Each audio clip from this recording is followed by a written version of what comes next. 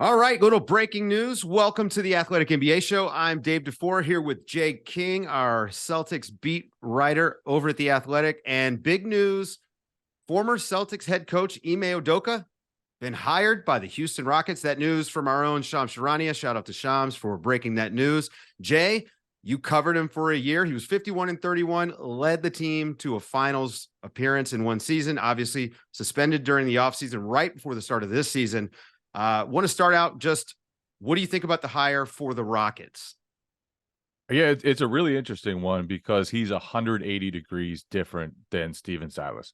The book on Silas was that he was a bit of a pushover, didn't always have the strongest voice, and Ime Udoka is going to be the exact opposite. He is going to be direct with his players. He is going to hold them to an extremely high standard. He will take shots at them in the press. He will let the whole world know when they screw up defensively. He will not be shy about telling them the truth. And so from that perspective, it's just really interesting to see that they wanted to go in a totally different direction from their previous head coach. Obviously, one of the big aspects, I think, of his success was that he had an incredible staff in Boston. Yeah, Will Hardy, who was Coach It of the was Year candidate Will this year. Hardy. Two of the three Coach of the Year candidates were assistants for him. Will Yeah, Hardy and Joe Mazzulla, and then Damon Stoudemire on top of that.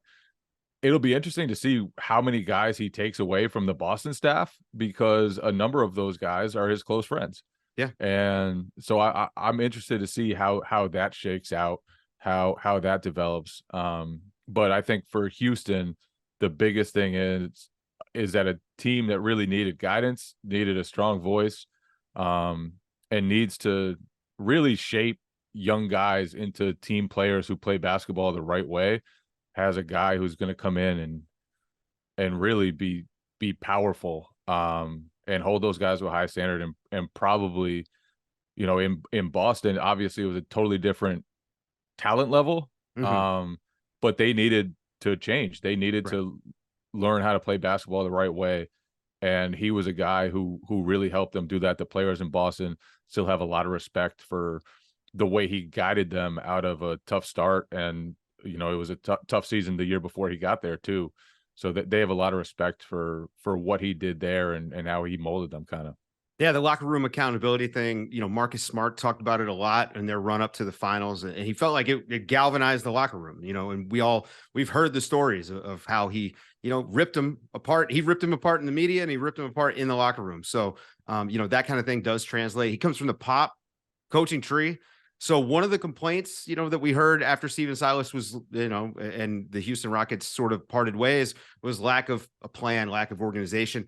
Obviously, the Spurs, that's what they're known for. It seems like that stuff is carried over with Ime throughout his stops, whether it was in Philly as an assistant or in Brooklyn. So, obviously a little bit of that and some direction for the young players. And you can see why Ime was a good choice. What about style of play for him? I mean, obviously, don't have Jason Tatum there. You don't have Jaylen Brown and you don't have Robert Williams. So I'm not expecting them to play exactly the same. But to be fair, they didn't really run much of an offense under Ime. It was a lot of individual shot creation, which if you look at Houston, they have that. I mean, Jalen Green, that guy can beat just about anyone off the dribble.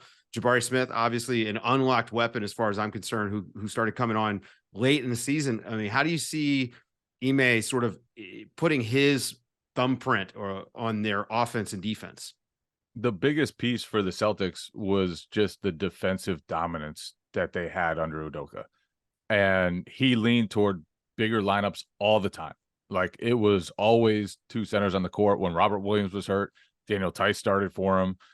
It was just big men always. And in Houston, two of their pillars are going to be Şengün and Jabari Smith. And to me, those are the two guys you really want to build around. Jalen Green, obviously, another one. Um, but the way that he can get them to defend, and Şengün is obviously different than Al Horford and Robert Williams, two of the best defensive big men in the league. But what he did with Robert Williams, where he would have Robert Williams guard, the worst perimeter player on the other team and just roam off and sag off, and then sometimes switch and disrupt everything.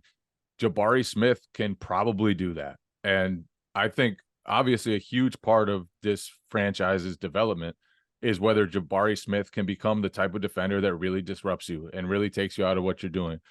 And Ime switched a ton, but that was probably partly due to personnel. They had only nothing but big guards, nothing but switchable forwards and big men. So they switched as much as anybody under Ime. I don't know if he'll do the same in Houston just because Jalen Green, Kevin Porter Jr., like that's not Marcus Smart, Derek White. Right. And so we'll see if he needs to change his style, but he is a defense first coach who wants to come in and kick ass. And that's what they did in Boston. And I think the biggest piece is really that he's going to hold those guys to a really high standard. He is going to do his best to convince them to change their styles of basketball. And look, this has been a low IQ team for a while. This is a team that squanders possessions on both ends of the court, that needs to really change the brand of basketball that they play as much as anything. And that's what he did in Boston. And again, it's a totally different job, totally different talent level, totally different history of success. But it's a similar task from you need to let these guys know the brand of basketball they need to be playing, hold them to that standard. Do you think the Rockets, in doing their due diligence, felt like this was something that could just be overlooked? Yeah, obviously. But I don't think they were alone in that. You know, the Nets were very close to hiring Ime Udoka like a month after he got suspended. There were a number of other NBA teams who deemed him hireable. He would have been a prime candidate in Toronto. This was an offense that honestly I think a lot of people in the NBA were willing to overlook for better or worse. The Celtics could not do that. They decided not to do that. I think some of the players there were upset about how the whole situation was handled. Obviously, when he was ready to get the job in Brooklyn, players spoke out. Like they were confused, they were hurt. The guy that turned them around was going to coach another team like 3 weeks after he got suspended by their own franchise. And so they were really confused. I'm interested to see how the players in Boston react to this news that the guy they have so much respect for, the guy that they still have said that they love. A number of players have come out and, you know, shown him incredible support. Jason Tatum at All-Star break said Ime Udoka was probably his favorite coach ever, and he's had some great ones. So I'm interested to see how in a playoff series, in a playoff run, they handle this. But yeah, Houston was not the only team that would have been willing to hire Udoka, and we'll see how he handles everything. But he's obviously going to have to face the music here.